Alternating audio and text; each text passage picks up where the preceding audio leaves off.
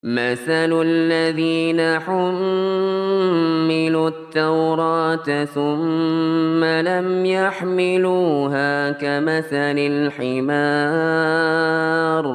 كمثل الحمار يحمل أسفارا بئس مثل القوم الذين كذبوا بآيات الله والله لا يهدي القوم الظالمين. وتابع التابعين ومن تبعهم بإحسان إلى يوم الدين. Amma ba'd. Alhamdulillah kita bisa bertemu kembali, dan ini merupakan pertemuan yang keempat dari pembahasan terkait dengan bekal Ramadan. Alhamdulillah. Setelah pada pertemuan yang lalu kita telah membahas terkait dengan permasalahan sahur, kita sekarang masuk dalam pembahasan berikutnya yang berkaitan dengan berbuka. Kita telah membahas pada pertemuan yang lalu beberapa pembahasan yang berkaitan dengan sahur, di mana waktu sahur itu adalah pertengahan malam terakhir, itu merupakan waktu sahur. Sehingga kalau ada seorang itu yang makan sahur pada pertengahan malam terakhir, maka dia telah sah dianggap sebagai seorang yang menyantap sahur. Kalau ada seorang makan sahur setelah tarawih pukul 10 malam, maka dia tidak dianggap sebagai orang yang menyantap sahur. Kalau seorang itu misalkan jam 1 malam, misalkan dia bangun kemudian dia menyantap sahur, dan dia meniatkan bahwa apa yang dilakukannya itu adalah menyantap sahur, maka dia teranggap sebagai orang yang menyantap sahur, dan dia mendapatkan keutamaan orang-orang yang sahur, juga mendapatkan keutamaan keberkahan dalam makanan dan waktu sahurnya tersebut. Itu waktu sahur. Hanya saja ada di sana waktu yang utama untuk makan sahur. Waktu yang paling utama, adapun kita mengetahui waktu sahur adalah pertengahan hingga akhir malam. Adapun waktu yang paling utama untuk makan sahur adalah sepertiga malam terakhir. Tapi waktu sahurnya sendiri itu adalah seperti setengah malam terakhir. Setengah malam pertama, setengah malam terakhir. Setengah malam terakhir inilah waktu sahur. Adapun waktu yang paling afdol untuk menyantap sahur adalah di akhir malam. Di akhir malam menjelang waktu subuh. Kemudian akhir waktu sahur adalah terbitnya fajar shadiq. Akhir waktu subuh adalah terbitnya fajar shadiq yang biasanya ditandai dengan azan subuh. Sehingga kalau kita mendengar di masjid-masjid, misalkan di musola-musola ada orang yang memandangkan atau mengatakan imsak, maka itu bukan tanda bahwa tidak boleh makan dan minum, tapi hanya peringatan bahwa waktu akhir sahur sebentar lagi akan tiba. Sehingga kalau mendengar kalimat imsak atau misalkan suara sirine dibunyikan, bukan berarti haram untuk makan, masih boleh untuk makan, namun hati-hati, sebentar lagi waktu sahur akan habis. Kapan waktu sahur itu habis? Kapan akhir waktu sahur? Yaitu terbitnya fajar dan ditandai dengan azan subuh. Hanya saja yang menjadi pertimbangan kita adalah waktu fajar shadiqnya itu kapan? Bukan azan subuhnya, karena kadang muadzin kecepatan atau kadang muadzin terlalu lambat. Sehingga kita harus melihat jadwalnya kapan fajar shadiq itu tiba. Kapan fajar shadiq itu tiba. Nah, kemudian berbuka. Kalau sahur itu yang paling utama adalah akhir, maka berbuka yang paling utama adalah menyegerakan berbuka. Kalau sahur mengakhirkan untuk makan sahur, kalau berbuka ini dianjurkan untuk bersegera menyantap berbuka. Amr bin Maimun al-Audi rahimahullah ta'ala mengatakan, "Kana ashabu Muhammadin sallallahu alaihi wasallam asra'an nasi iftaran wa abta'a suhuran." Bahwasanya sahabat Rasul sallallahu alaihi wasallam ini adalah manusia, adalah orang yang paling cepat berbuka, wa abta'ahu suhuran, dan yang paling lambat untuk makan sahur. Maknanya adalah para sahabat Rasulullah SAW adalah orang-orang yang menyegerakan berbuka dan mengakhirkan sahur. Ini kebiasaan mereka, para sahabat Rasulullah SAW. Dan juga Rasulullah SAW bersabda, la yazalud din ghairan ma ajjalan nasul fitra li anna al-yahuda wan nasara yuakhiruna. Di dalam hadis yang dikeluarkan oleh Imam Abu Dawud, Rasulullah SAW bersabda, la yazalud din ghairan. Agama ini akan senantiasa nampak. Agama ini akan senantiasa nampak ma ajjalan nasul fitra. Selama manusia itu menyegerakan berbuka. menyegerakan berbuka. Li'annal yahuda wan nasara yu'akhiruna. Karena orang-orang Yahudi dan Nasrani itu mengakhirkan berbuka.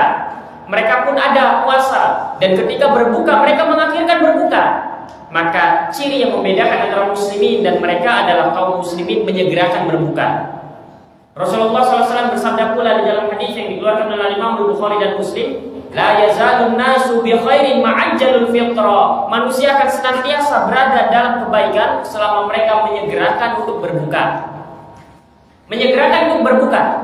Ketika sudah masuk waktu berbuka, maka segera untuk membatalkan diri. Hanya saja perlu dipastikan bahwa waktu berbuka benar-benar telah masuk.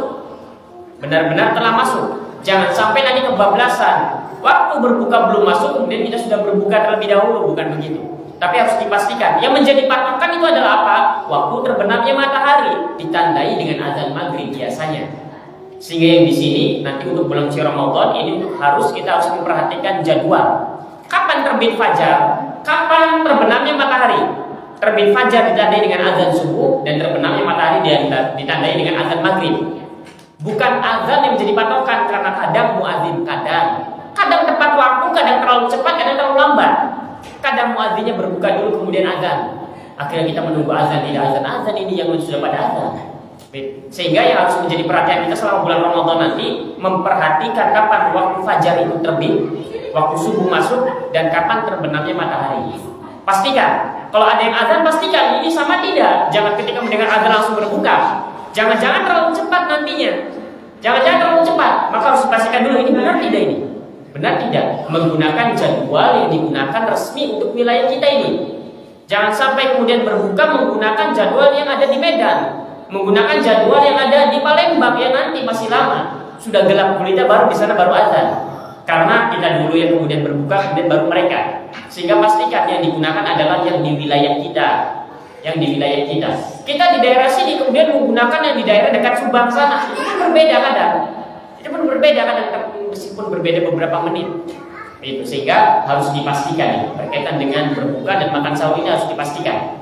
Karena ini menyangkut masalah sah dan tidaknya puasa kita, batal dan tidaknya puasa kita. Bukan azan patokannya, karena muadzin kadang kecepatan, kadang terlalu lambat juga. Baik, ini yang berkaitan pertama terkait dengan berbuka, bahwa dianjurkan untuk menyegerakan berbuka. Selama sudah masuk waktu berbuka, maka segera berbuka, segera berbuka. Kemudian dianjurkan pula dalam berbuka ini untuk memakan kurma. Ini dianjurkan, disunahkan. Meskipun kalau tidak makan kurma tidak mengapa. Hanya saja kalau kita ingin sempurna mendapatkan sunnah Rasulullah SAW, maka berbuka dengan kurma. Dari Anas bin Malik, karena Nabi yuftiru qabla an yusalliya ala rutabat. Dahulu Rasulullah SAW itu ketika berbuka, Rasulullah SAW berbuka sebelum mengerjakan sholat maghrib ala rutabat, dengan rutab, kurma yang masih muda, kurma rutab. Rasanya masih krenyes-krenyes. Ada kurma yang biasa kita konsumsi itu bukan rutab namanya, tapi tamar. Fa in lam takun rutabatun fatumaira. Kalau tidak ada kurma yang masih muda, maka tamar. Tidak mengapa tamar. Tamar kurma yang biasa dijual itu namanya tamar kalau dalam bahasa Arabnya. Fa in lam takun tumairatu hasawatin min ma'in. Kalau tidak ada juga rutab, tidak ada tamar, maka berbukalah pertama kali dengan meminum seteguk air. Ini sunahnya. Kalau misalkan langsung makan kolong bagaimana? Tidak mengapa. Aisyah kalau ingin mendapatkan sunnah, buka dulu terlebih dahulu kalau tidak ada kurma dengan air putih. Meskipun hanya sedikit, yang penting membatalkan. Setelah itu langsung melahap yang lain tidak masalah. Untuk sempurna ganjaran pahala yang kita peroleh itu. Maka ini. Kita mengetahui waktu berbuka dan kita dianjurkan untuk menyegerakan berbuka. Kita pun mengetahui bahwasanya disunahkan untuk berbuka pertama kali dengan rutab pertama urutannya. Kalau tidak ada rutab maka tamar. Kalau tidak ada tamar baru air putih. Kalau tidak ada air putih ya sudahlah apa saja yang ada. Hanya saja ini urutannya. Bagaimana kalau tidak dengan yang ini? Jauh tidak mengapa dan tidak merusak puasanya. Hanya saja kalau ingin mendapatkan keutamaan sunnah maka mulai dengan rutab atau tamar atau air kalau tidak ada. Sekarang berapa kurma yang harus dikonsumsi dalam berbuka? Berapa kurma? Maka Fadilatul Syekh Muhammad bin Shalih Al-Utsaimin pernah ditanya, sami'tu anna as-sha'ima 'inda iftarihi yajibu an yuftira 'ala 'adadin fardi min at-tamr ay khams aw sab' tamarat wa hakadha fa hadha wajib. Fadilatul Syekh Muhammad bin Shalih Al-Utsaimin pernah ditanya, aku mendengar bahwa seorang yang berpuasa itu ketika berbuka diwajibkan. Pertanyaannya begitu. Aku mendengar bahwa orang yang berbuka itu diwajibkan untuk memakan kurma dalam bilangan ganjil 1, 5, 7, 9. Fahal hadza wajib? Apakah ini benar bahwa memakan kurma ganjil ini wajib? Nanyanya wajib, bukan sunnah. Apakah benar bahwa berbuka dengan kurma dalam bilangan yang ganjil itu wajib? Maka Fadilatul Syekh Muhammad bin Shalih Al-Utsaimin mengatakan, laisa biwajibin, tidak wajib hukumnya berbuka puasa dengan kurma dalam bilangan ganjil. Bal wala sunnah, dan tidak juga termasuk sunnah. Makan kurma sunnah, tapi apakah makan kurma dengan bilangan ganjil saat berbuka itu wajib? Jawabannya bukan wajib. Apakah sunnah? Wajib bukan, sunnah pun bukan. Wala sunnah an yuftirul insanu ala witrin salah aw khams aw sab'a tis, bahwa tidak wajib dan bukan pula sunnah seorang itu berbuka dengan kurma yang ganjil, baik 3, 5, 7 atau 9. Illa yaumal Id, Idul Fitr, kecuali pada hari Idul Fitri, kecuali saat menuju musola ke lapangan baru disunahkan. Dan maka dari sini kalau seorang berbuka dengan kurma sunnah hukumnya. Adapun memakan kurma ganjil atau genap, maka itu tidak ada sunahnya. Apa maksud tidak ada sunahnya? Ingin makan genap ya boleh, ingin makan ganjil ya boleh, sama. Tidak ada keutamaannya makan ganjil lebih dari makan genap. Tidak, sama saja nilainya. Sama saja nilainya. Kapan itu makan kurma ganjil dianggap sunnah? Ketika seorang itu berangkat menuju sholat Idul Fitri. Nah, ini banyak disalahpahami, makanya kadang kita dapati kurma dibungkusnya ganjil semua. Kenapa? Kalau hanya sekadar pengennya ganjil tidak mengapa.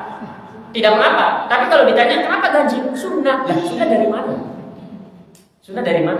Kalau misalkan, kok kenapa ganjil? Ya nggak apa-apa, pengen ganjil saja. Itu tidak masalah. Itu tidak masalah. Sehingga yang di sini menjadi masalah adalah ketika seorang menyangka bahwa ganjil ini sunnah, padahal itu bukan sunnah. Wajib bukan, sunnah pun bukan. Sehingga orang makan 1 kurma dengan orang makan 2 kurma sama saja. Bukan berarti kalau orang makan ganjil lebih utama daripada orang yang makan genap, tidak. Untuk masalah berbuka puasa sama saja, kecuali dianjurkan di dalam hadis anna Nabi sallallahu alaihi wasallam kana la yaqdu li sholati yaum Idul Fitri hatta yaqula tamaratin wa yaquluhuna witran, kecuali ketika seorang hendak pergi menuju sholat Idul Fitri. Yang namanya seorang itu ketika selesai berpuasa kemudian di hari raya, ketika ingin beranjak, ingin pergi menuju sholat Idul Fitri, dianjurkan untuk mengkonsumsi sesuatu dulu. Dan disunahkan untuk memakan kurma. Disunahkan untuk makan kurma. Berbeda kalau nanti hari Id. Hari Id itu bagi orang yang menyembelih dianjurkan untuk tidak makan sampai nanti dia memakan hewan yang menjadi sembelihannya. Gitu. Meskipun kadang sebagian orang semuanya malah tidak makan. Padahal yang tepat, wallahu ta'ala alam, kalau Idul Adha, orang itu dianjurkan tidak makan itu bagi orang yang menyembelih. Kalau orang tidak menyembelih pengen makan tidak mengapa. Ini ada nasnya dari Al-Imam Ahmad bin Hanbal bahwa yang dianjurkan tidak makan adalah orang-orang yang menyembelih hewan kurban. Kenapa? Karena dianjurkan orang-orang yang menyembelih itu nanti makan dari hewan yang dikurbankannya itu. Kalau hari Id, Adapun Idul Fitri dianjurkan untuk makan. Dianjurkan untuk makan dan dianjurkan untuk makan kurma. Nah, kalau berbuka hanya dianjurkan untuk berbuka dengan kurma. Kalau nanti saat Idul Fitri dianjurkan untuk makan kurma yang ganjil. Maka ini beda. Kurma yang ganjil itu berlaku ketika hendak pergi, ketika nanti sholat Idul Fitri. Itu sunahnya. Kalau berbuka, yang penting makan kurma. Pengen 1, pengen 2, sama nilainya. Berbeda dengan nanti ketika hendak pergi saat Idul Fitri. Sehingga Fadilatul Syekh Muhammad bin Shalih Al-Utsaimin ketika ditanya hal demikian mengatakan bahwasanya tidak wajib, juga tidak sunnah berbuka dengan kurma yang ganjil. Kalau makan kurmanya sunnah, tapi dengan bilangan yang ganjilnya ini tidak sunnah. Sunnahnya ketika seorang itu pergi ke lapangan saat nanti hendak mengerjakan sholat Idul Fitri. Nah, ini mesti untuk dipahami. Sehingga nanti kalau seorang ingin membungkus kurma tahu ilmunya, jangan sampai nanti ikut-ikutan saja. Kayaknya sih sunnah, enggak, tidak ada sunnahnya.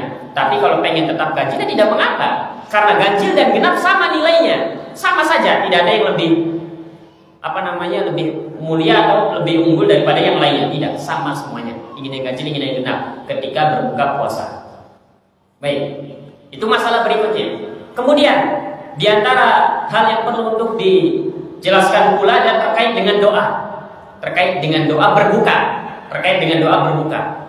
Bulan Ramadan adalah waktu yang mustajab untuk berdoa. Bulan Ramadan, di waktu sahurnya mustajab, saat berpuasanya mustajab. Maka seorang ketika nanti dipertemukan oleh Allah Subhanahu wa taala dengan bulan suci Ramadan, perbanyak berdoa. Manfaatkan itu dengan baik untuk banyak berdoa karena itu merupakan waktu yang mustajab. Kemudian saat hendak berbuka, apakah ada doa khusus untuk kemudian seorang itu ucapkan, sebutkan tatkala hendak berbuka? Maka di sini para ulama berselisih pendapat. Sebagian mereka mengatakan ada. Apa doanya? Sebagaimana doa yang tersebar di masyarakat umum. Allahumma laka sumtu wa bika amantu wa ala rizqika aftartu bi rahmatika ya arhamar rahimin. Ini doa berbuka menurut sebagian ulama memang. Sebagian lagi mengatakan doa berbuka itu bukan yang itu, tapi adalah doa yang dikeluarkan oleh Imam Abu Dawud dan sebagainya. Zahabal dhamma wa btallatil uruq wa thabatal ajru insyaallah. Doanya ini. Sebagian yang lain mengatakan tidak ada doa khusus berbuka. Berbuka langsung berbuka saja, yang penting dimulai dengan bismillah, kemudian berbuka sudah. Adapun doa-doa yang seperti tadi itu tidak ada. Maka jawaban untuk yang pertama, Allahumma laka sumtu, maka hadis ini ada kelemahan. Hadis ini pada asalnya adalah gabungan dari beberapa hadis. Penggalan hadis yang pertama itu lemah riwayatnya, dan pertengahan kemudian sampai akhir itu adalah palsu riwayatnya, sehingga hadis ini tidak bisa dijadikan pegangan untuk bisa diamalkan. Kemudian mengatakan bahwa doa berbuka puasa mengamalkan hadis ini tidak bisa diamalkan. Tapi kalau seorang ingin membaca doa ini tidak mengapa. Jadi begitu, itu harus dibedakan. Kalau berbuka puasa, kemudian seorang berdoa dengan doa ini. Kenapa dia berdoa dengan doa ini? Karena Rasulullah SAW membaca doa ini, maka ini tidak bisa dijadikan pegangan. Tapi kalau seorang hanya sekedar ingin berdoa saja dengan doa ini tidak mengapa. Jadi yang perlu diperhatikan motivasinya, alasannya. Doa ini ada kelemahan di dalamnya hadisnya, bahkan sebagian lemah, sebagiannya parah kelemahannya, bahkan sampai palsu. Sehingga kalau kita menganggap bahwa ada doa khusus yaitu doa ini, maka ini keliru, kurang tepat. Karena ini hadisnya ada kelemahan. Kemudian hadis yang kedua, zahabal dhama'u, hadis zahabal dhama'u pun dilemahkan oleh sebagian para ulama. Para ulama yang lain mengatakan pun lemah pertama. Kemudian yang kedua, kalimat zahabal dhama'u itu bentuknya bukan doa menurut mereka. Yang namanya doa itu biasa diawali dengan Allahumma Rabbi dan sebagainya. Lah ini kemudian zahabal dhama'u, mana kalimat doanya? Ini hanya sebuah pengakuan saja. Sehingga sebagian ulama mengatakan pertama hadis yang kedua ini pun lemah, dan yang kedua kalaupun ini doa, maka ini mana yang menunjukkan doanya itu mana? Kalau kita lihat terjemahannya itu tidak ada kalimat ya Allah, ada Allahumma ya Rabb. Kan kalau doa kan begitu. Tapi ini bukan, sehingga mereka kemudian memahami, sebagian ulama ini yang mengkritik yang kedua, mereka memahami bahwa ini bukan doa, tapi hanya sebatas pengkhabaran dari Rasulullah SAW. Begitu. Maka kemudian Fadilatul Syekh Muhammad bin Shalih Al-Utsaimin pun ditanya mengenai tentang dua doa tadi, wa doa al-ma'thur, doa yang ada riwayatnya tapi ada kritikan di dalamnya. Allahumma laka sumtu wa ala rizqika aftartu. Itu yang pertama. Wa minhu aidan qala Nabi alaihi salatu wasallam dhaba dhama wa btalatil uruq wa thabata ajru insyaallah. Kemudian dikatakan wa hadzanil haditsani, dan dua hadis ini, dua doa tadi itu, wa in kana fihi madhufun, sekalipun pada keduanya terdapat kelemahan, lakin ba'du ahli ilmi hasanahuma, namun sebagian para ulama itu menghasankan hadis yang ini, dihasankan oleh sebagian ulama, dan hadis yang ini pun dihasankan oleh sebagian ulama. Wa ala kulli halin fa idza da'uta bidzalika aw bi ghairihi 'inda al-iftar fa innahu mawdilul ijabah. Maka kesimpulannya adalah engkau berdoa dengan menggunakan doa apa saja, maka di waktu-waktu tersebut adalah tempat dikabulkannya doa. Sehingga pertama, yang namanya doa khusus sebelum berbuka itu anak pribadi tidak ada. Apa alasannya? Karena kedua hadisnya lemah. Tapi kalau misalkan pengen tetap ada bagaimana? Ya jawabannya tidak mengapa, karena sebagian ulama menghasankan hadis ini dan ini. Sehingga yang penting nanti tahu cara mengamalkannya. Jadi ada tiga. Yang pertama, kalau kita menganggap bahwa hadis yang pertama itu hasan, Allahumma laka sumtu wa bika amantu ala rizqika aftartu, maka bagaimana cara menggunakan doa ini? Jawabannya sebelum berbuka dia membaca doa itu. Kalau kita kemudian saya tidak mengikuti pendapat ulama yang menghasankan hadis yang ini karena jelas kelemahannya, misalkan saya lebih condong kepada pendapat yang kedua bahwa zahabal dhama'u ini adalah merupakan doa saat berbuka. maka yang penting kita mengerti bagaimana cara menggunakannya. Sekarang kapan seorang mengucapkan zahaba dhama'u? Jawabannya setelah berbuka. Untuk doa yang kedua, setelah berbuka. Bukan sebelum berbuka dia mengucapkan zahaba dhama'u. Setelah berbuka baru dia mengucapkan tadi zahaba dhama'u wabtallatil uruq wa thabatal ajru insyaallah. Itu cara penggunaannya. Atau yang ketiga, sebagian ulama mengatakan bahwa tidak ada doa khusus yang berkaitan dengan berbuka. Kenapa alasannya? Karena hadisnya semuanya lemah. Semuanya lemah dan ada kritikan di dalamnya. Sehingga yang kuat tidak ada doa khusus terkait dengan berbuka. Loh, kalau berbuka terus bagaimana? Cukup dengan basmalah saja. Sebelum minum bismillahirrahmanirrahim atau bismillah saja, kemudian baru minum. Kemudian dia makan dan sebagainya. Begitu. Nah, itu cara penggunaannya. Cara penggunaannya tinggal kita memilih yang pertama, yang kedua, yang ketiga. Yang penting ketika memilih kita mengerti bagaimana cara menggunakannya. Bagaimana cara menggunakannya dan tahu alasannya. Baik, itu yang berkaitan dengan masalah berbuka. Beberapa permasalahan yang perlu untuk disebutkan. Kemudian kita masuk lagi ke dalam pembahasan yang baru yang berkaitan dengan sholat tarawih. Sholat tarawih. Pertama, dianjurkan, disunahkan untuk setiap kaum muslimin untuk mengerjakan sholat tarawih di malam bulan Ramadan, baik sendiri-sendiri atau berjamaah. Dan berjamaah di masjid bersama imam ini lebih ditekankan. Bahkan kalau bisa berjamaah di masjid bersama imam dari awal sampai akhir, maka ikuti, jangan ditinggal. Rasulullah SAW bersabda, "Man qama ma'al imami hatta yansarifa kutiba lahu qiyamul lailah." Siapa yang ikut sholat malam bersama imam hatta yansarifa sampai selesai, kutiba lahu qiyamul lailah, maka dituliskan baginya dia seakan-akan orang yang menghidupkan malamnya semalam suntuk. Itu utamanya. Padahal sudah selesai sholatnya, tapi kita masih dihitung sebagai orang yang sedang sholat atau orang yang beribadah semalam suntuk. Kalau kita mengikuti bersama imam sampai selesai. Kalau hanya setengah maka tidak.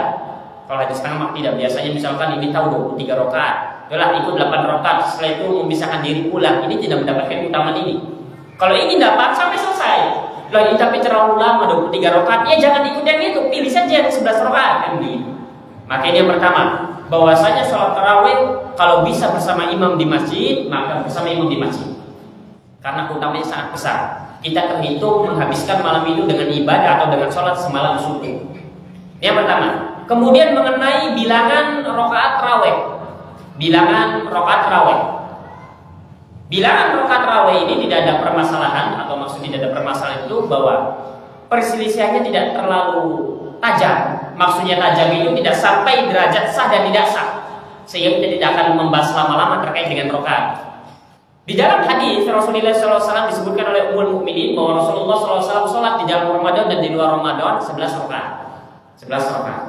Kemudian di dalam hadis yang lain dari Ibnu Umar, riwayat Imam Bukhari dan Muslim, dikatakan sholatul lail matna. Sholat malam itu 2 rakaat. Maka kapanpun atau berapapun seorang itu mengerjakan sholat malam, maka itu utama. Pengen 11 rakaat, maka hadisnya jelas dari Ummul Mukminin. Pengen 23 rakaat pun hadisnya jelas. Sholatul lail matna. Sholat malam itu 2 rakaat sampai berapa? Ya berapapun, tidak mengapa, yang penting 2 rakaat dan seterusnya. Dan yang 23 rakaat ini, atau kalau tarawihnya berarti 20 rakaat karena 3 rakaat witir, yang 20 rakaat ini plus witir menjadi 3 menjadi 23 rakaat, ini merupakan pendapat mayoritas ulama. Mayoritas ulama itu mayoritas 4 mazhab. Adapun Rasulullah SAW dalam prakteknya lebih banyak 11 rakaat. Kenapa? Karena Rasulullah SAW saat itu 11 rakaat dan panjang lama. Orang-orang setelahnya tidak mampu. Kalau 11 rakaat sholat tarawih setelah isya sampai menjelang subuh tidak ada yang kuat. Jadi bagaimana? Akhirnya diperlama dengan memanjangkan rakaat. Loh kok bisa banyak sekali dipanjangkan rakaatnya? Karena Rasul bersabda sholatul lail matna. Sholat malam itu, sholat yang dikerjakan di malam hari, kerjakan 2 rakaat. Tidak mengapa, supaya agar lamanya tetap sama menjelang subuh selesainya. Kalau kita kan tidak, sudah pendek, kemudian sholatnya pengennya dipercepat lagi. Begitu. Maka mana yang paling utama? 8 rakaat atau 23 rakaat? 11 rakaat atau 23 rakaat? Jawabannya yang pendek dan yang lama. Itu yang paling utama. Kalau kita bisa 11 rakaat dan lama, itu yang paling utama. Tapi kalau tidak bisa bagaimana? Yang penting yang lama. Yang penting yang lama. Nah ini masalahnya ada tidak yang begitu. Ada tidak yang begitu. Dulu di masa-masa dulu itu, di masa salaf itu, satu rakaat saja itu semisal dengan satu rakaatnya sepanjang 7 halaman membaca Al-Quran. Itu dulu. Tapi ini bukan di masa sahabat. Kalau di masa Rasulullah itu selesainya menjelang subuh baru selesai sholat tarawih itu. Maka untuk berkaitan dengan rakaat ini maka tidak perlu untuk dibahas terlalu dalam. Ingin 11 rakaat silakan mengamalkan hadis dari Ummul Mukminin. Ingin 23 rakaat pun silakan. Yang penting kalau bisa lama perlama. Kalau bisa lama pilih yang paling lama. Tapi kalau tidak bisa ya sudahlah, sesuai kemampuan saja. Baik, ini berikutnya. Kita akan membahas permasalahan-permasalahan cukup urgennya saja. Apa itu? Bagaimana dengan keadaan di realita di tengah masyarakat terkait dengan sholat tarawih 4 rakaat salam. 4 rakaat salam, kemudian witir. Kalau seorang mengerjakan 11 rakaat atau 23 rakaat, ini tidak ada urusannya atau tidak ada kaitannya dengan sah dan tidak sah. Pengen 11 rakaat sah, pengen 23 rakaat sah. Hanya saja ini masalah yang kemudian diperbincangkan di tengah para ulama karena menyangkut masalah sah dan tidak sah. Bagaimana kalau seorang itu sholat tarawih 4 rakaat langsung sekali salam, 4 rakaat langsung sekali salam, kemudian witir. Nah, ini yang akan kita bahas karena ini menyangkut masalah sah dan tidaknya sholat tarawih kita. Yang pertama,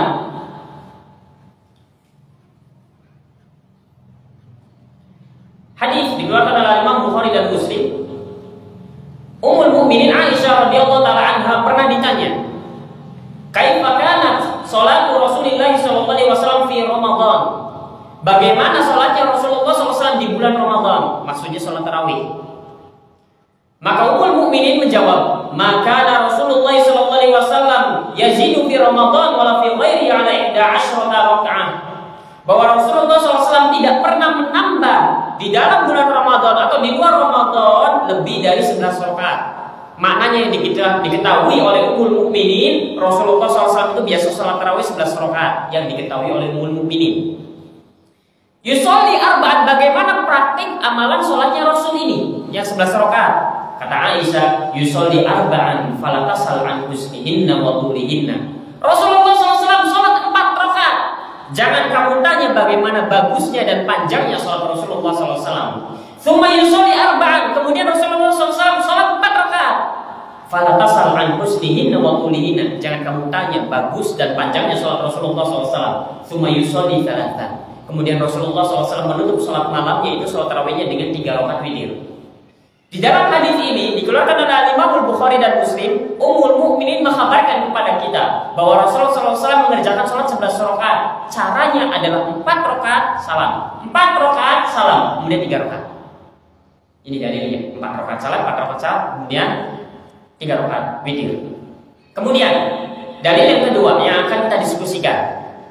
Hadis dikeluarkan oleh Imam Bukhari dan Muslim dari Ibnu Umar radhiyallahu taala anhuma, sholatul lail matna. Yang namanya sholat malam itu 2 rakaat 2 rakaat.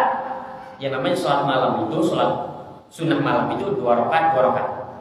Ini merupakan 2 dalil yang kemudian nanti akan didiskusikan oleh para ulama mengenai praktik sholat tarawih. Praktik sholat tarawih. Kalau di dalam hadis yang pertama jelas gamblang, Rasulullah SAW mengerjakan sholat tarawih 4 rakaat, kemudian 3. Di dalam hadis yang kedua ini, Rasulullah SAW digambarkan bahwa Rasulullah SAW ini bersabda bahwa sholat malam itu 2 rakaat 2 rakaat. Baik, kemudian dari sinilah muncul perselisihan pendapat para ulama. Madzhab Hanafiyah mereka mengatakan bahwasanya Al-Imam Abu Hanifah sendiri pun mereka mengatakan bahwa yang afdol dalam praktik amalan sholat tarawih itu adalah dengan cara 4 rakaat salam, 4 rakaat salam, kemudian witir. Ini Abu Hanifah rahimahullah ta'ala. Al-Imam Al-Iraqi menukilkan bahwasanya Al-Imam Abu Hanifah mengatakan al-afdalu an yusolliya arba'an, bahwa yang utama adalah mengerjakan sholat tarawih itu 4 rakaat. Wa insya'a rakaatain. Tapi kalau seorang itu maunya 2 rakaat ya tidak mengapa 2 rakaat. Apabila seorang itu mau 2 rakaat maka tidak mengapa 2 rakaat. Wa insya'a sittan. Bahkan kalau mau 6 rakaat langsung maka tidak mengapa. Wa insya'a thamaniyan. Kalaupun mau maka tidak mengapa langsung 8 rakaat. Jadi menurut Imam Abu Hanifah berdasarkan hadis-hadis yang tadi, boleh bagi yang paling utama adalah 4 rakaat 4 rakaat. Kalau seorang pengennya 2 rakaat bagaimana? Tidak mengapa. Tapi yang paling utama 4 rakaat 4 rakaat. Kalau pengen 6 rakaat salam bagaimana? Boleh juga 6 rakaat salam, tapi kan dalam praktik tidak ada kayaknya. Kalau pengen langsung 8 rakaat salam bagaimana? Boleh, tidak mengapa langsung 8 rakaat salam kemudian ditutup witir. Wa tukrahu ziyadatu 'ala dzalika, namun dimakruhkan lebih dari itu. Misalkan saya pengen mengerjakan sholat tarawih 11 rakaat, 10 rakaat langsung sekali salam, kemudian ditutup 1 rakaat, maka mazhab Abu Hanifah mengatakan bahwa ini dimakruhkan. Yang paling utama menurut mazhab Abu Hanifah adalah 4 rakaat salam, kemudian witir. Dan boleh untuk mengerjakan sholat tarawih menurut mazhab Abu Hanifah 2 rakaat. Boleh juga 6 rakaat, boleh juga 8 rakaat. Tinggal nanti sisanya 2 rakaat. Kalau 8 rakaat berarti sisanya 3 rakaat. Begitu. Ini praktik yang disebutkan oleh Imam Abu Hanifah. Imam Abu Hanifah ini seorang tabi'in, seorang yang berjumpa dengan segelintir para sahabat Rasulullah SAW, sehingga ucapannya bisa dipertimbangkan karena termasuk salaf. Ini Abu Hanifah. Adapun jumhur ulama selain dari Abu Hanifah, maka mereka mengatakan bahwa yang afdol adalah 2 rakaat, bukan 4 rakaat. 2 rakaat. Siapa selain Abu Hanifah ini? Imam Malik, Imam Syafi'i, Imam Ahmad, dan para ulama yang lain. Dan inilah pula diantara yang dipegang oleh sahabat yang mulia Abu Hurairah. Ini pula pendapatnya Imam Ibrahim An-Nakhai, dan ini pula pendapatnya Imam Al-Hasan Al-Basri dan para ulama salaf yang lain. Mayoritas ulama mengatakan yang afdol adalah 2 rakaat. Adapun yang mengatakan bahwa 4 rakaat salam yang utama, maka ini merupakan pendapatnya Imam Abu Hanifah. Jadi kita mengetahui dulu perbedaannya. Baik. Itu mereka, mayoritas ulama dari kalangan salaf, mereka mengatakan bahwa yang utama adalah 2 rakaat salam. Kalau begitu, bagaimana kalau ada orang yang tetap mengerjakan 4 rakaat? Maka Imam Malik mengatakan kalau ada orang yang mengerjakan 4 rakaat salam, maka dimakruhkan. Hukumnya hanya makruh tapi sah. Al-Imam mazhab Syafi'i, dan ini merupakan pendapat resmi dari mazhab Syafi'i, berpandangan kalau ada orang yang melakukan sholat tarawih 4 rakaat salam, maka sholatnya tidak sah. Kalau mazhab Maliki mengatakan sholatnya makruh, yang dikerjakannya sah tapi makruh. Kalau mazhab Syafi'i mengatakan bahwa sholat yang dikerjakannya tidak sah. Adapun mazhab Hanabilah, maka Imam Ahmad bin Hanbal sendiri pernah berkata kepada seorang yang dalam sholat malamnya itu dia bangkit ke rakaat ketiga. Jadi saat 2 rakaat dia tidak salam, tapi langsung bangkit ke rakaat ketiga. Maka Imam Ahmad bin Hanbal memerintahkan untuk kembali duduk, jangan melanjutkan. Walau kana qad bada'a fil qira'ah li annahu la budda an yusallim min raka'atain. Liqauli Nabi sallallahu alaihi wasallam salatul lail matna. Al-Imam Ahmad bin Hanbal pernah mengatakan kepada seorang yang ketika di 2 rakaat bukannya salam dia malah bangkit lagi. Maka Imam Ahmad memerintahkan untuk kembali duduk. Dan wajib duduk. Kenapa? Karena mengamalkan sabda Rasulullah SAW, salatul lail matna. Maka dari sini kita mendapatkan bahwa menurut mazhab Abu Hanifah yang afdol adalah 4 rakaat salam. Dan Al-Imam Abu Hanifah menyelisih mayoritas ulama. Mayoritas ulama mengatakan bahwa yang utama adalah 2 rakaat salam. Baik. Kemudian bagaimana kalau ada orang yang 4 rakaat salam, nasibnya bagaimana? Menurut mayoritas ulama, menurut mazhab Maliki itu makruh hukumnya, tapi sah. Menurut mazhab Syafi'i tidak sah. Sholatnya tidak sah, tidak dianggap mengerjakan sholat tarawih. Dan menurut Imam Ahmad pun tidak sah. Harus duduk. Maka ini pendapat mayoritas ulama. Sehingga dari sini ini perlu untuk dibahas. Kenapa? Karena taruhannya adalah sah dan tidak sah. Baik, setelah kita melihat hal tersebut, kemudian dan ini pula yang dipegang oleh para ulama kontemporer seperti Syekh Muhammad bin Shalih Al-Utsaimin dan juga Syekh bin Baz yang mengatakan bahwa tidak sah orang yang mengerjakan sholat tarawih 4 rakaat. Syekh bin Baz sampai mengatakan bahwasanya sholatnya ini merupakan sebuah keharaman. Dikatakan oleh Fadilatul Syekh Ibn Baz rahimahullah taala, hadzal amal ghairu masyru'. Sholat tarawih 4 rakaat ini tidak disyariatkan, bal makruh, bahkan dimakruhkan, tidak disukai, au haram, bahkan ini haram hukumnya. Bahkan Imam Ahmad bin Hanbal itu sampai mensifati bahwa kalau ada orang yang sholat tarawih atau sholat malam itu di rakaat kedua kemudian dia bangkit ke rakaat ketiga, ini sama seperti orang yang ketika sholat subuh dia menambah rakaat ketiga. Kalau sholat subuh ditambah rakaat ketiga maka tidak sah sholat subuhnya. Maka begitu pula dengan sholat malam yang dikerjakannya. Begitu. Sehingga dari sini mayoritas ulama mengatakan yang utama adalah 2 rakaat salam. Dan menurut mayoritas ulama menurut mazhab Maliki kalau ada orang yang tetap mengerjakan 4 rakaat, maka menurut Maliki ini makruh hukumnya, tidak disukai, dibenci. Menurut mazhab Syafi'i tidak sah sholatnya. Menurut mazhab Ahmad bin Hanbal tidak sah juga sholatnya. Sehingga menurut mayoritas ulama, jumhur mayoritas ulama, bahwa sholat 4 rakaat itu tidak sah. Karena 2 lawan 1, karena 3 lawan 1 bahkan. Dikatakan ini mayoritas ulama dan ini menyendiri. Baik. Kemudian mana yang merojih? Apa alasan Al-Imam Abu Hanifah? Kita ingin tahu dulu alasannya. Al-Imam Abu Hanifah berpegang dengan zahir hadis tadi. Hadisnya jelas gamblang. Ummul Mukminin ketika ditanya bagaimana Rasulullah SAW sholat tarawih, maka Ummul Mukminin mengatakan Rasulullah SAW sholat 4 rakaat, 4 rakaat, kemudian 3. Ini hadis jelas gamblang. Kemudian ditanya, bagaimana menurutmu terkait dengan hadis sholatul lail masna-masna? Baik, hadis ini jelas 4 rakaat, 4 rakaat, kemudian 3. Lantas bagaimana, apa jawabanmu terkait dengan hadis sholat malamnya Rasul itu 2 rakaat, 2 rakaat? Maka mazhab Abu Hanifah mengatakan 2 rakaat, 2 rakaat ini hanyalah bentuk variasi dalam sholat tarawih. Ini hanyalah ragam dalam sholat tarawih. Bukan berarti 4 rakaat salam itu salah, tidak. Dari sini malah diambil kesimpulan bahwa sholat tarawih itu banyak macam-macamnya, banyak variasinya. Bisa 4 rakaat salam, 4 rakaat salam. Bisa juga 2 rakaat salam, 2 rakaat salam.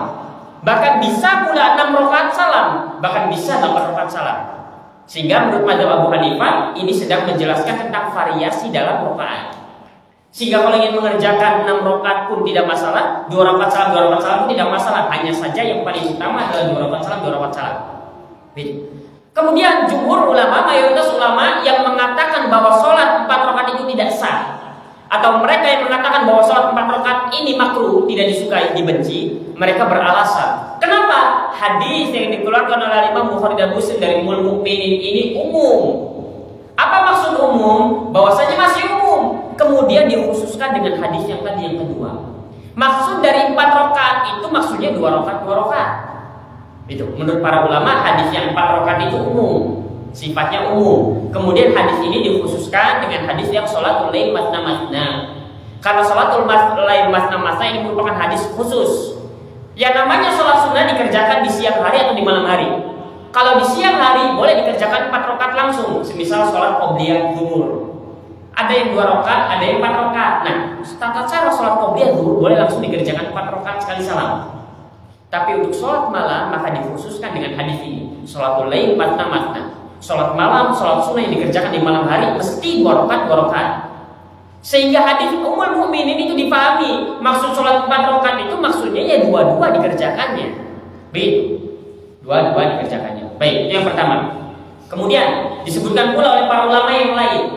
Dari mana bisa disimpulkan padahal hadis Aisyah itu jelas gamblang 4 rakaat?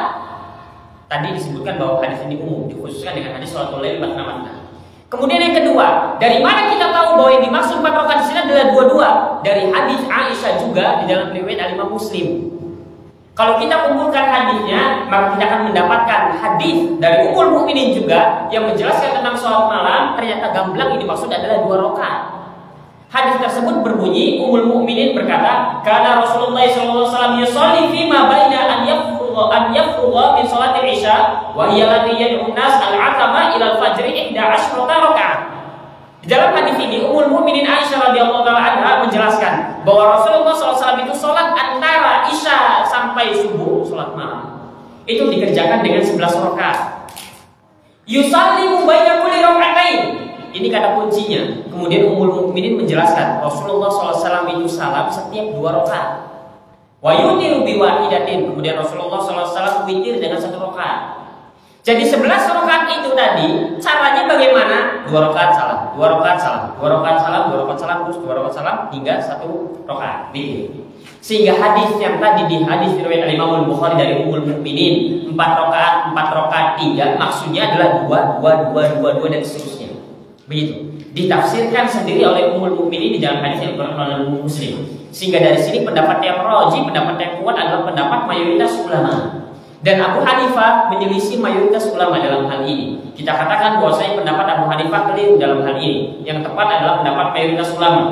Kenapa? Kan hadisnya jelas 4 rakaat. Jawabannya ada 2. Pertama, hadis ini dijelaskan di dalam hadis yang lain, sholatul lail masna-masna. Jadi maksud 4 rakaat adalah 2 rakaat, 2 rakaat.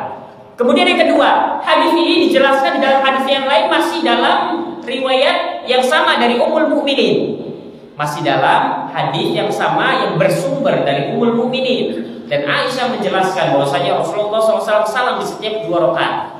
Sehingga dari sini gamblang nampak jelas bahwa yang dimaksud 4 rakaat pada hadis yang barusan yang sebelumnya itu disebutkan maksudnya adalah 2 rakaat salam, 2 rakaat salam.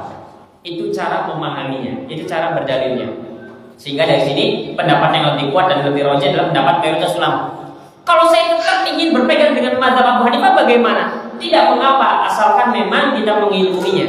Tidak mengapa asalkan kita mengilmuinya. Baik, itu yang kita pegang terlebih dahulu. Sekarang bagaimana kalau ada orang yang sholat 4 rakaat? Kalau ada orang yang 4 rakaat, kalau ini untuk diri kita sendiri. Untuk diri kita sendiri mana yang lebih afdol? Jawabannya 2 rakaat salam, 2 rakaat salam, mengikuti pendapat mayoritas ulama. Bagaimana kalau kita melihat di suatu masjid sholatnya 4 rakaat salam, 4 rakaat salam? Maka jawabannya untuk mereka yang melakukan itu maka sholatnya sah. Untuk mereka yang melakukan itu sholatnya sah. Bagaimana dengan tadi katanya mayoritas ulama mengatakan sholat 4 rakaat tidak sah? Itu untuk kita kalau ikut mereka. Kalau kita misalkan tahu hal ini dan kita yakin bahwa yang tepat, yang rajih adalah pendapat jumhur, kita tahu masjid ini 4 rakaat, kita tahu, kemudian kita sholat sengaja 4 rakaat, maka berlaku ucapan mayoritas ulama tadi, bahwa saya tidak sah bagi kita, tapi bagi jamaah yang lain sah. Jadi itu bedanya. Maka ini diamalkan untuk diri sendiri, bukan untuk orang lain. Adapun yang dilakukan oleh orang lain maka benar, tidak mengapa sah. Adapun kalau kita ikut mereka, kitanya tidak sah nanti sholatnya. Sehingga bagaimana jalan dulu? Kalau tidak tahu bagaimana? Kalau tidak tahu kita sah. Kalau tidak tahu kita sah. Nah ini praktik fikihnya begitu. Kita sudah tahu mengenai hukum sholat tarawihnya tentang 4 rakaat 2 rakaat. Sekarang kondisi kita yakin yang roji adalah 2 rakaat salam, 2 rakaat salam. Dan bagi kita sholat 4 rakaat itu tidak sah. Atau terlalu keras kalau tidak sah. Misalkan makruh misalkan. Kalau makruh berarti kita sholat bersama mereka masih sah.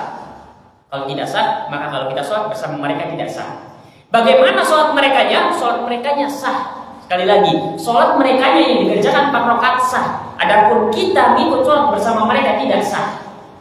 Ditanya, kenapa? Karena kita berpandangan bahwa sholat tarawih itu utamanya 2 rakaat salam, 2 rakaat salam, dan 4 rakaat itu tidak sah. Sebagaimana mazhab Syafi'i, sebagaimana pula kaul dari Imam Ahmad bin Hanbal. Kalau mereka yang mengamalkan 4 rakaat, bagaimana? Jawabannya sah.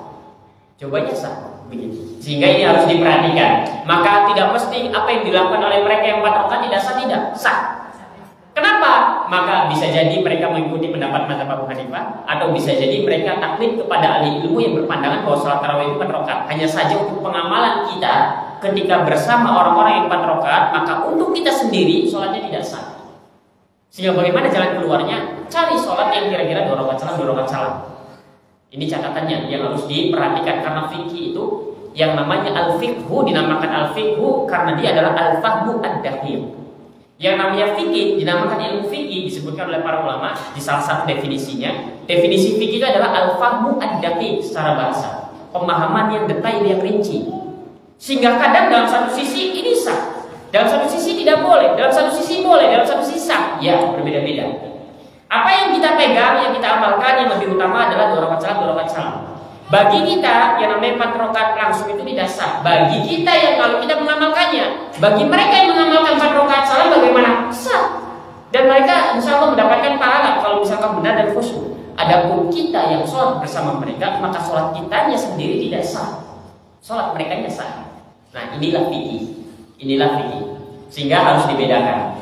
Kemudian catatan berikutnya juga yang tidak kalah penting. Bagaimana dengan orang yang suka ditunjuk jadi imam? Ternyata ditunjuk untuk mengimami sholat 4 rakaat, sedangkan dia yakinnya dia berpegang kepada pendapat mayoritas ulama. Kalau bagi dia mengerjakan 4 rakaat tidak sah. Ini repot. Kalau misalkan dia yang berpandangan sholat tarawih itu utamanya 2 rakaat salam, 2 rakaat salam, kemudian berpandangan bahwa 4 rakaat salam itu tidak sah, kalau dia ikut sholat bersama 4 rakaat jadi makmum, sholatnya tidak sah. Dianya, tapi yang lainnya sah. Dia sendiri tidak sah. Kemudian kalau dia ditunjuk jadi imam bagaimana? Maka ini ada dua. Yang satu sah, dalam sini tidak sah. Kalau maslahat maka sah sholatnya. Kalau ada maslahat maka sekalipun dia mengimami 4 rakaat, maslahat ada maslahatnya, jelas maslahatnya. Misalkan dakwah, misalkan supaya diterima dakwah, maka sah sholatnya. Tapi kalau tidak ada maslahat, hanya sekedar yang penting jadi imam sajalah, dicantumin jadi imam, maka sholatnya tidak sah. Dianya, tapi jamaah yang lain sah. Dianya tidak sah. Kenapa? Karena jamaah berpandangan 4 rakaat ini sah. Dan ini mengikuti mazhabnya Abu Hanifah, atau ini mengikuti pendapat hadis yang zahir 4 rakaat. Dianya sendiri tidak sah. Inilah fikih. Inilah fikih yang harus dipahami dengan baik. Jadi begitu. Mereka sholat 4 rakaat bagaimana? Bagaimana sholat saya? Menurut Anda 4 rakaat sah? Loh, kok bisa? Tapi kalau saya sholat 4 rakaat tidak sah. Karena mayoritas ulama beranggapan tidak sah. Dan saya yakin akan hal ini. Apa maksud yakin itu? Maksudnya tadi kita tahu ilmunya. Kita tahu ilmunya. Begitu. Baik. Gimana ini agak ribet dia? Agak ribet dia. Pertama tentang pendapat, yang kedua tentang praktik. Ini harus dibedakan. Bagaimana tentang sholat 2 rakaat salam, 2 rakaat salam dengan 4 rakaat salam, 4 rakaat salam? Yang utama adalah 2 rakaat salam, 2 rakaat salam, mengikuti pendapat jumhur ulama. Adapun 4 rakaat salam, 4 rakaat salam, maka ini pendapat yang keliru. Yang pertama, ini untuk diri kita dulu masing-masing. Kita belum menghukumi orang-orang, belum. Ini untuk diri kita sendiri dulu. Mana yang lebih utama, 2 rakaat salam, 2 rakaat salam, atau 4 rakaat salam, 4 rakaat salam? Jawabannya 2 rakaat salam, 2 rakaat salam. Kenapa 2 rakaat salam? Mengikuti pendapat jumhur mayoritas ulama, baik salaf ataupun khalaf. Kemudian bagaimana kita menjawab tentang hadis yang gamblang yang menjelaskan tentang 4 rakaat salam, 4 rakaat salam? Kita jawab dari 2 sisi. Kita jawab dengan 2 alasan, dengan 2 jawaban. Pertama, hadis itu umum.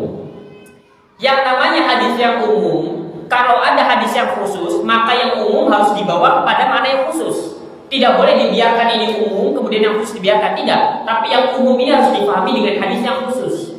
Hadis Ummul Mukminin, Rasulullah SAW sholat 4 rakaat, ini umum, global, masih umum. Kemudian datang hadis yang mengkhususkan, yang dimaksud sholat malam itu 2 rakaat, 2 rakaat.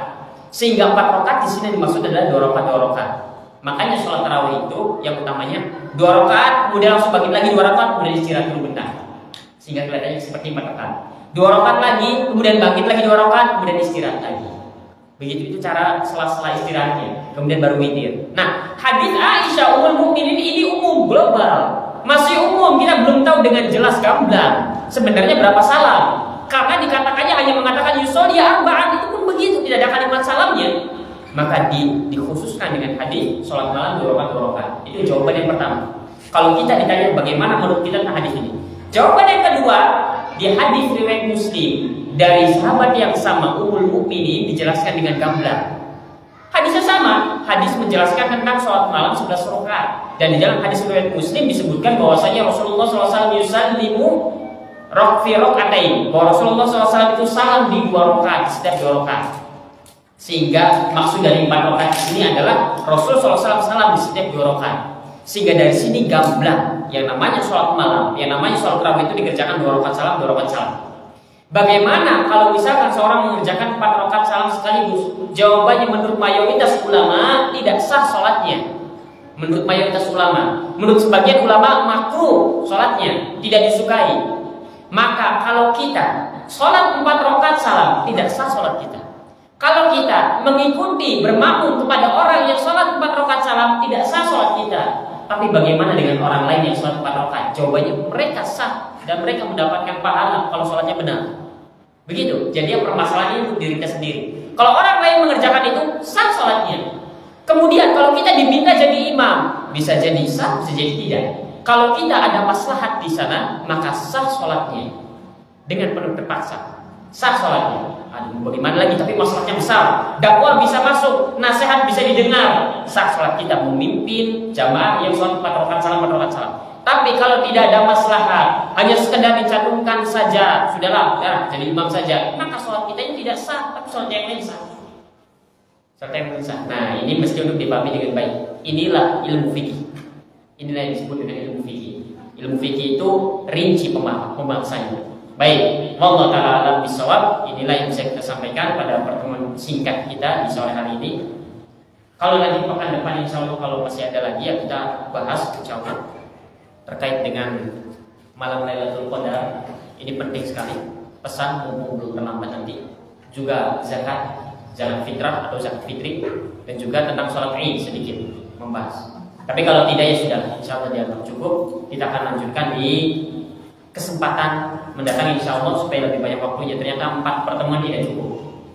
Saya kira pertemuan itu cukup, tapi ternyata masih kurang. Baiklah, insya Allah nanti kita akan bicarakan lebih lanjut lagi.